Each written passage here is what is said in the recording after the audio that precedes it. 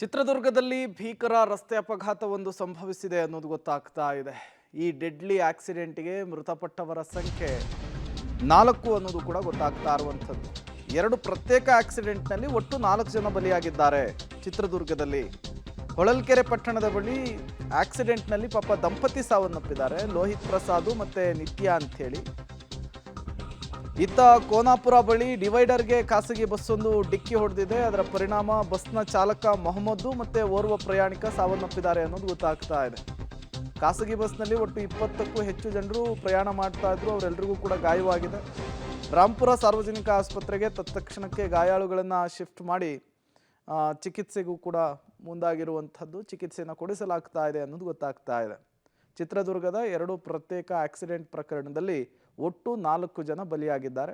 ಮತ್ತೊಂದು ಕಡೆ ಖಾಸಗಿ ಬಸ್ ಆಕ್ಸಿಡೆಂಟ್ ಪ್ರಕರಣಕ್ಕೆ ಸಂಬಂಧಪಟ್ಟಂತೆ 20 ಜನರಿಗೆ ಗಾಯವಾಗಿದೆ. ತತ್ಕ್ಷಣಕ್ಕೆ ಆಸ್ಪತ್ರೆಗೆ ದಾಖಲಿಸಿದ್ದಾರೆ ಅನ್ನೋದು ಗೊತ್ತಾಗ್ತಾ ಇದೆ. ಬಸ್ನ ಚಾಲಕ ಮೊಹಮ್ಮದ್, ಓರ್ವ ಪ್ರಯಾಣಿಕ ಸಾವನ್ನಪ್ಪಿದ್ದಾರೆ ಅನ್ನೋದು ಗೊತ್ತಾಗ್ತಾ ಇದೆ. ಅತಿ ವೇಗದಿಂದ ಪ್ರೈವೇಟ್ ಬಸ್ ಬಂದು ಡಿವೈಡರ್ಗೆ ಡಿಕ್ಕಿ ಹೊಡೆದಿದೆ ಅನ್ನೋದು ಕೂಡ ಗೊತ್ತಾಗ್ತಾ ಇರುವಂಥದ್ದು. ಅತಿ ವೇಗ ಮತ್ತು ಅಜಾಗೃತ ಚಾಲನೆಯೇ ಈ ಆಕ್ಸಿಡೆಂಟ್ಗೆ ಕಾರಣವಂತೆ.